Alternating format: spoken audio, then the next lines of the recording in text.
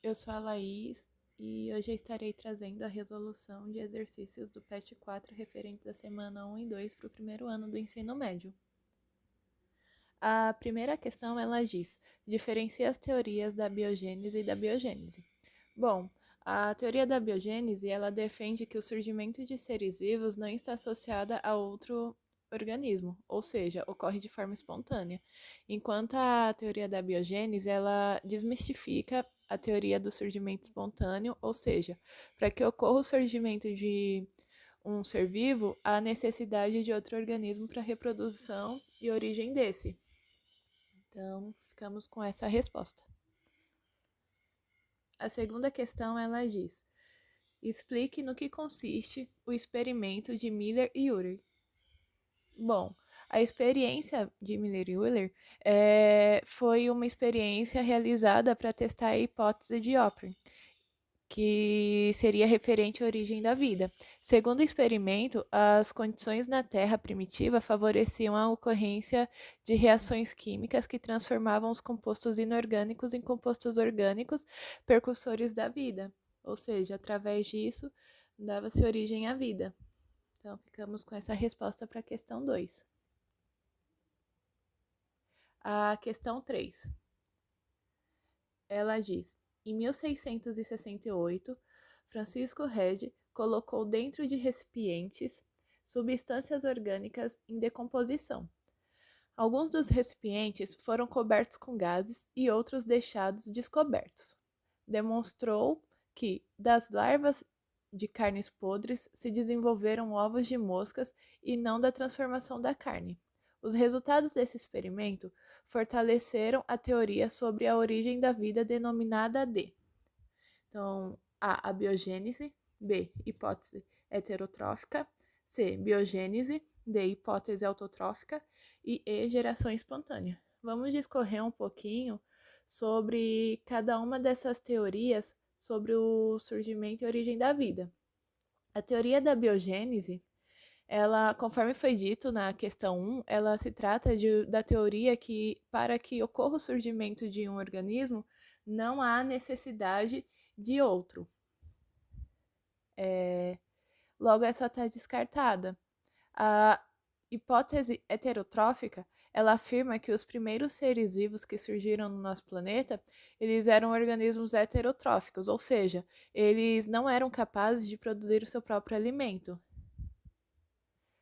A teoria da biogênese, diferente da abiogênese, é uma teoria que afirma que para o surgimento de um novo organismo se tem a dependência de outro para que ocorra a reprodução. Já a hipótese autotrófica, ela afirma que os primeiros seres vivos que surgiram no nosso planeta, eles eram capazes de produzir o próprio alimento. E a geração espontânea é uma ideia de que algumas formas de vida são geradas espontaneamente de matéria inanimada, ou seja, não necessita de uma matéria viva. Diante de cada uma das teorias apresentadas do experimento, foi possível provar que a vida ela só surge de uma forma pré-existente, ou seja, depende de um outro organismo vivo para que ocorra o surgimento da vida. Com isso, ficamos com a teoria da biogênese e que se faz correta para essa questão. A quarta questão, ela diz: a teoria da abiogênese foi contestada por diversos cientistas que, por meio de experimentos, validaram a teoria da biogênese, em que um ser vivo se origina apenas de outro ser vivo. Relacione os cientistas ao seu experimento, assinalando o número no parênteses correspondente. Então, aqui a gente tem alguns cientistas que desenvolveram alguns experimentos e precisamos associar com as alternativas, com as respectivas alternativas. Vamos discorrer um pouquinho sobre cada um dos cientistas apresentados. O primeiro é o Giambattista. Ele está envolvido em um dos primeiros experimentos associados à origem da vida. E ele chegou a elaborar uma receita para produzir ratos por geração espontânea. em que ele dizia: coloca-se num canto, sossegado e pouco iluminado, camisas sujas, e sobre elas espalham-se grãos de trigo. E o resultado será que, em 21 dias, surgirão ratos. Essa ideia diz respeito à origem dos seres vivos e foi difundida porque os fenômenos da natureza ainda eram explicados pelas verdades escritas por meio dos livros religiosos e também de textos de antigos filósofos. E como conhecemos hoje, essa ideia não condiz. Então, esse foi a colaboração do Jean-Baptiste. O segundo que aparece é Francesco Redi. No caso, ele realizou experimentos científicos sobre a origem dos seres vivos no século XVII. Redi investigou a origem dos seres vivos vermiformes, encontrados nos cadáveres em decomposição.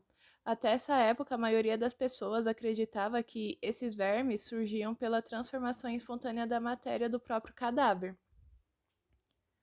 Já o John Needham, ele era defensor da teoria da vida através do surgimento espontâneo e ele realizou vários experimentos nos quais preparou caldo, e um deles ele preparou um caldo de carne e de vegetais. E diante disso, eles foram deixados em recipientes com rolhas de cortiça, que não eram herméticas. E, na verdade, ele acreditava que, fervendo os caldos, ele mataria todos os micro-organismos ali presentes.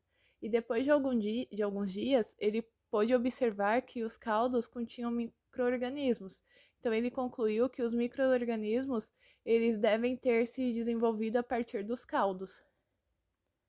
Já a teoria de Lázaro Spallanzani, ele mostra que com recipientes vedados de uma maneira mais eficiente e realizando a fervura por mais tempo, a vida não surge espontaneamente. Porém, Needham retrucou e afirmou que aquela fervura havia acabado com o ar dos recipientes, impossibilitando assim o surgimento da vida. E o último que aparece é Louis Pasteur. Ele criou um experimento do qual utilizou frascos com gargalos em forma de pescoços de cisne para que já que essas garrafas elas permitiam a entrada de ar e impedia a entrada de poeira. Diante disso, foi possível observar que substâncias em contato direto com ar não permitiam o surgimento de micro-organismos em nenhum dos frascos do experimento. Mas, quebrando o gargalo de alguns frascos, percebeu que os caldos foram tomados por micro-organismos rapidamente.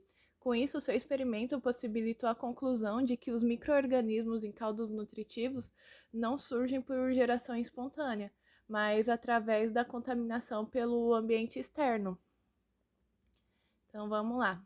A primeira alternativa diz o surgimento de micro-organismos distribuídos por caldo nutritivo em balões de vidro e pescoço de cisne, submetendo-os à fervura e à esterilização. Após alguns dias, o caldo nutritivo estava livre de micróbios, mas se o gargalo é quebrado, surgem micro-organismos no caldo. Esse fica com o Pasteur, que acabou de discorrer um pouquinho sobre a sua teoria.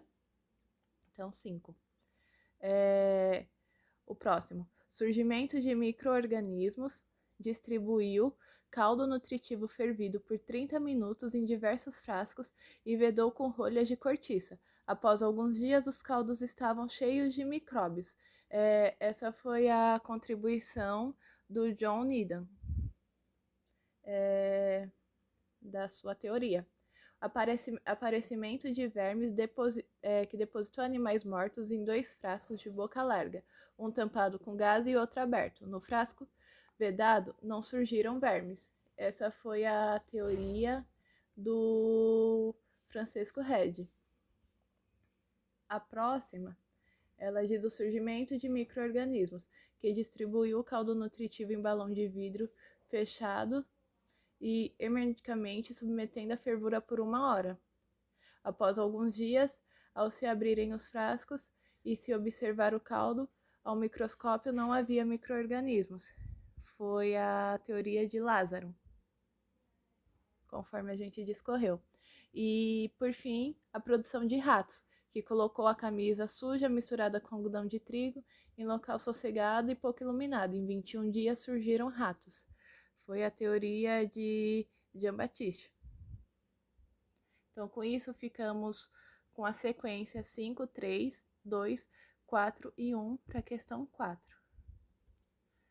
A questão 5, ela diz: dentre as teorias desenvolvidas para explicar a origem da vida, a teoria da biogênese se constitui num verdadeiro entrave para o progresso da biologia. São informações corretas sobre esta teoria, então vamos lá.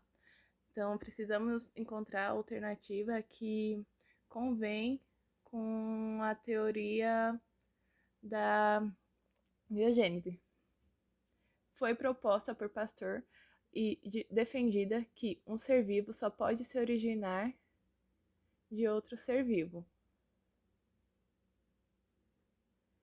Então, essa daqui seria associada à teoria da biogênese, não da abiogênese.